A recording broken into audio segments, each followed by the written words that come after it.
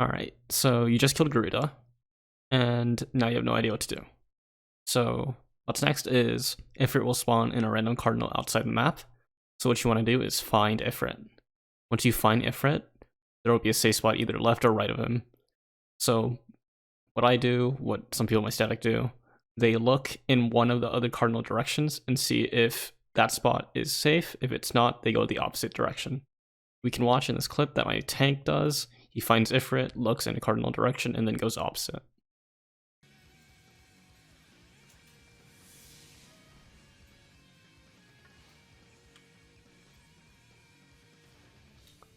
Nice. After that, there will be a large AoE that comes out, so mitigation will be needed. And after that AoE, there will be a Vulcan burst, which will knock back the entire party if it's not shielded or if you do not use knockback prevention. Shields or knockback prevention will work. Shields are sometimes preferred since it's easier to put on everyone. So either you can use a sucker, you can use knock shields, you can use shake it off, use Veil. I don't think you want to use Veil though, honestly. Let's watch it in action. Here we opt to use shake it off here, I'm pretty sure.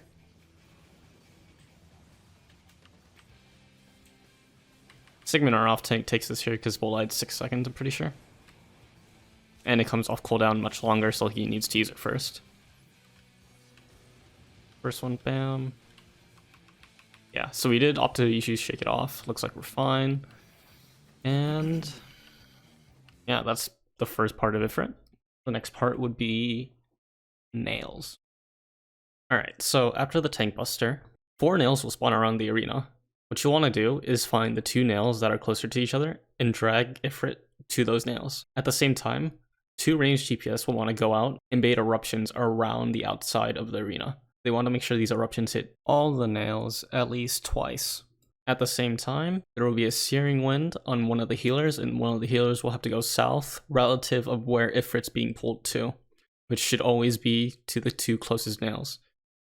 Alright, right here we can watch our tank find the nail positions.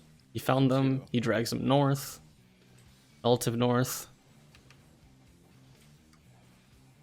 2 range bait out, as you can see.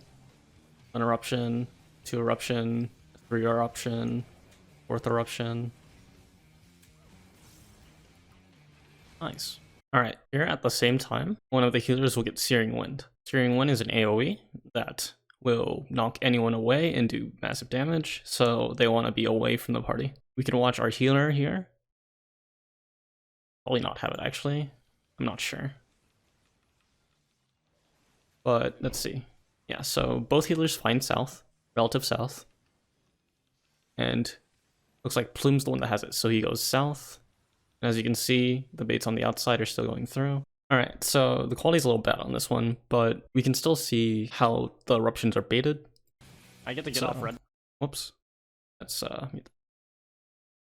so right around here. Nails will spawn. You find the nails. Range will go out to the outside. 1 bait, 2 bait, 3 bait, 4 bait. You kill the nails in the order that was required or you agreed on in the past. Another thing, if you're running Red Mage, the Red Mage nail may need a little help from the melees, but you know, just test around, mess around with it, see what's up. Basically, the duty of the DPS is if you're not baiting the nails, if you're not baiting the eruptions, you can either help with a few nails or hit Ifrit until the nails are awoken and then destroy the nails in the order that is required.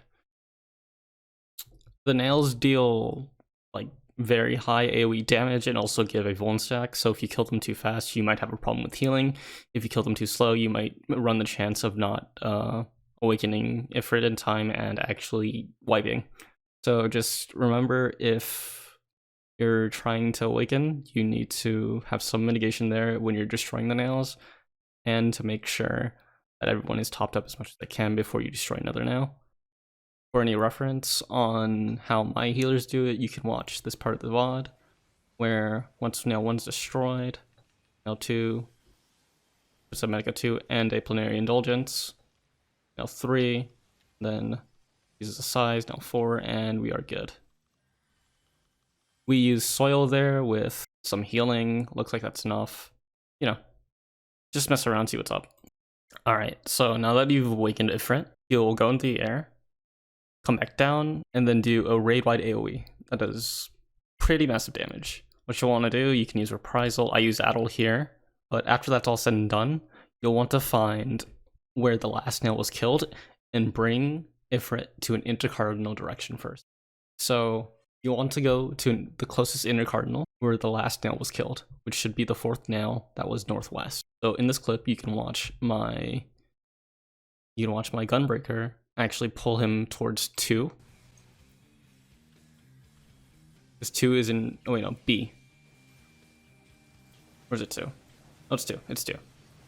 He pulls him towards 2 in intercardinal.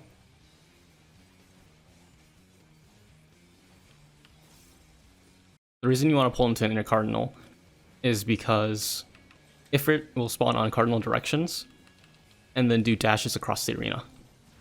At the same time, one of the healers will get marked with Searing Wind, and I'm pretty sure it's the healer that didn't get Searing Wind the first time. Someone correct me if I'm wrong, I'm not sure, but that's what I think it was. At least that's what I was told.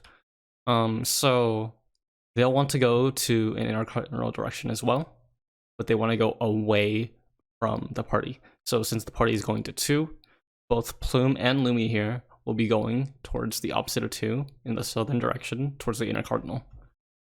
As you can watch here, AoE comes out, mitigation, healing, and you can see Lumi start walking towards the other cardinal direction with Plume. Lumi's the one that gets it, so Plume starts walking. At the same time, you can see range be baiting their eruptions towards the party. There are a total of 4 eruptions, so they start in a different cardinal direction and go towards the last intercardinal direction. At the same time, after the eruptions and dashes go through, the other healer will get marked with a Searing Wind, which you can see right there, actually, right here. It's in there, and then after that, the first Searing Wind should be off, and the healer can rejoin the party.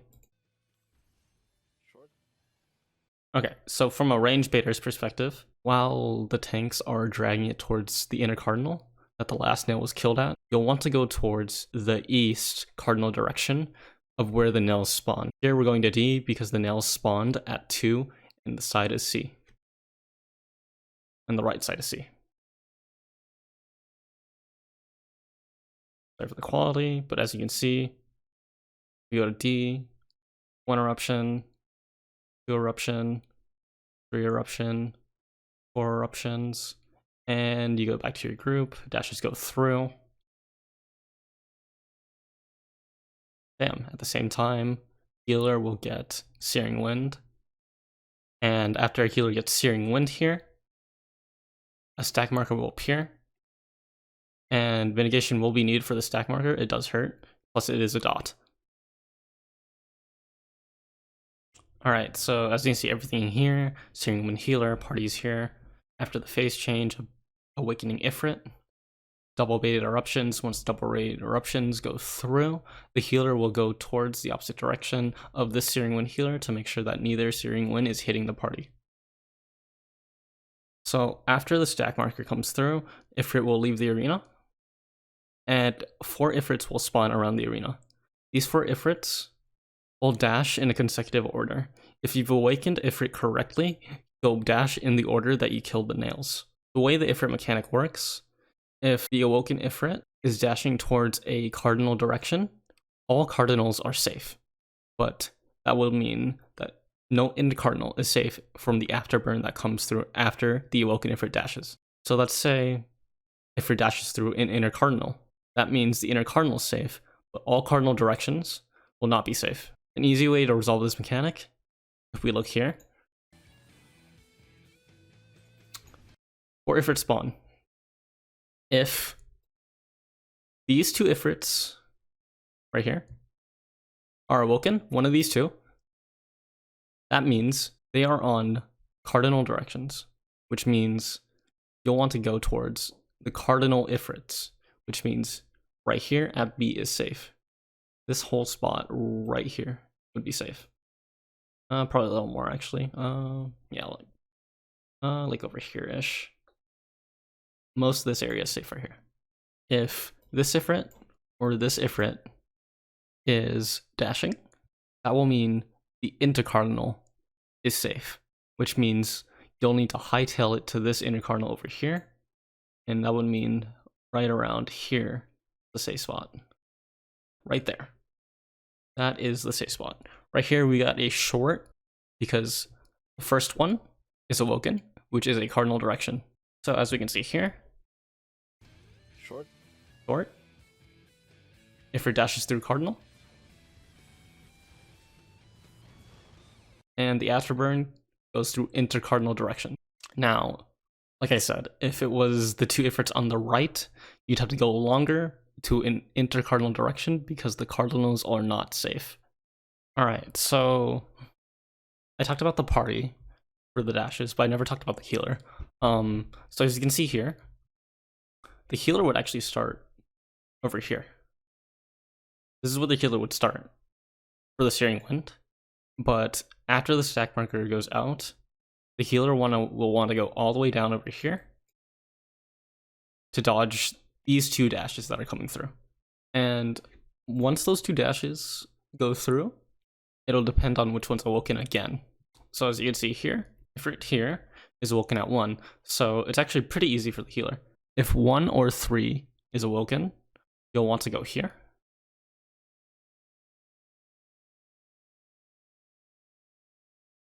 And if 4 and 2 are awoken, you'll want to go here. Now, I pop sprint personally, but it is not needed for the mechanic, but it is, for safety reasons, I would use it there. I actually have another picture here showing the same exact thing, but in the other directions.